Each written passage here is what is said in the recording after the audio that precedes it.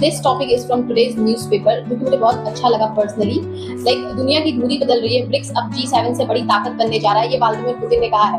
And on a serious note, I am very bad at understanding metaphors, but I googled it, जिसमें मतलब ये था कि how the global power and the global influence is shifting from one group of country to another group of countries. तो मैंने थोड़ा इसके बारे में पढ़ा और मुझे बहुत अच्छा लगा, बिकॉज कहीं ना कहीं ये हमसे जुड़ा हुआ चीजें था।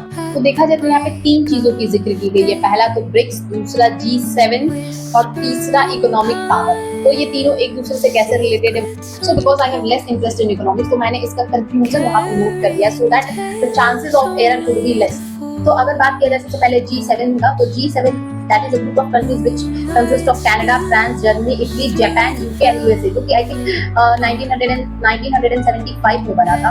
और अगर बात किया जाए ब्रिक्स की, तो BRICS is also a group of countries which contain Brazil, Russia, India, China, South Africa, और ये ऑफिशियली 2009 में बना था। और अभी इसमें और भी कंट्रीज ऐड हो गए हैं, like Egypt, Ethiopia, Indonesia, Iran, Saudi Arabia and UAE, और इसीलिए अब इसको हम लोग बोलते हैं ब्रिक्स प्लस। सो प्रेजेंटली अभी ब्रिक्स की 11 कंट्रीज मेंबर हैं और ब्रिक्स का समिट अभी 2026 इंडिया ही होस्ट करने वाला है। So coming back to the topic, initially बात किया जाए तो वर्ल्ड्स इकोनॉमी G7 कंट्रीज ही हैंडल कर रही थी। मतलब कहा जाए कि जितने भी वर्ल्ड इकोनॉमिक पे जो डोमिनेशन था वो G7 कंट्रीज पे ही था। बट अभी ऐसा हो गया है ना कि हमारी जो ब्रिक्स कंट्रीज है वो ज्यादा इन्फ्लुएंशियल होती जा रही हैं, वो ज्यादा अच्छे से ग्रो कर रही है और इसकी वजह से उनका इन्फ्लुएंस पूरा ग्लोबल मार्केट में बढ़ रहा है। देखा जाए तो इकोनॉमिक पावर के रिस्पेक्ट में देखा जाए तो ब्रिक्स कंट्रीज ज्यादा डेवलप कर रही है। क्यों?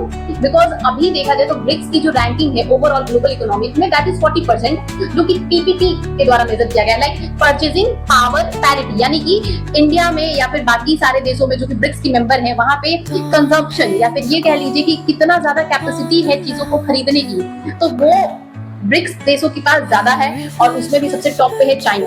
बट अगर वही बात किया जाए G7 कंट्रीज की, तो वो 29% है अभी 20, यानी कि G7 कंट्रीज के पास परचेजिंग पावर बस 29% है ओवरऑल, जो कि 52% से रिटार्ड ही किया है। लाइक लास्ट 3 डिकेड्स पे देखा जाए तो उनके पास 52% था भाई ग्लोबल इकोनॉमी में से, बट अब वो 52% से 29% में आ गया है। लाइक डिक्रीमेंट देखने को मिला है। इन टर्म्स ऑफ पॉपुलेशन देखा जाए तो ब्रिक्स के पास ऐसे भी 50% से ज्यादा पॉपुलेशन है, बिकॉज ब्रिक्स में इंडिया और चाइना के पास ही 2/3 ऑफ द पॉपुलेशन है। फिर भी यहाँ के लोग ज्यादा ग्रोइंग नेचर शो कर रहे हैं एज कम्पेयर टू G7 में पॉपुलेशन में आते हैं बस 10%, और इनका फिर भी क्या हुआ है, रिटार्डेशन देखने को मिला गया है। अब ये बात है कि G7 शेयरिंग डिक्लाइन क्यों कर रही है, क्योंकि G7 ऑलरेडी पहले से डेवलप कंट्री है, तो वहां पे परचेजिंग पावर इसीलिए कम है और ग्रोथ रेट भी वहाँ पे काफी स्लो है, पॉपुलेशन ग्रोथ काफी कम है। मतलब ओवरऑल देखा जाए तो ये पहले से डेवलप्ड है, और अभी ये जो ब्रिक्स कंट्रीज है वो डेवलपिंग कंट्रीज है ज्यादातर, तो वो उनका शेयर ग्लोबल इकोनॉमी में ज्यादा है अगर देखा जाए। लेकिन फिर भी अगर बात किया जाए इन टर्म्स ऑफ करेंसी, तो अगर बात की जाए करेंसी वैल्यू में, तो G7 कंट्रीज अभी भी ज्यादा इन्फ्लुएंशियल है, और उसमें भी टॉप पे आता है यूएसए के पास सबसे ज्यादा पैसा है, सबको पता है। और अगर मतलब देखा जाए तो उनको पूरा ग्लोबल इकोनॉमी में उनका 45% ऑफ शेयर है, और ब्रिक्स की जो है ब्रिक्स PPP के अकॉर्डिंग वो ज्यादा टॉप पे। तो अगर इंडिया की बात की जाए नॉमिनल GDP रैंकिंग की, तो इंडिया की ऑलमोस्ट 4th-5th रैंकिंग है, और परचेजिंग पावर पैरिटी के अकॉर्डिंग देखा जाए तो इंडिया की रैंकिंग 3rd है, यानी कि इंडिया के पास परचेजिंग पावर कैपेसिटी काफी ज्यादा है अकॉर्डिंग टू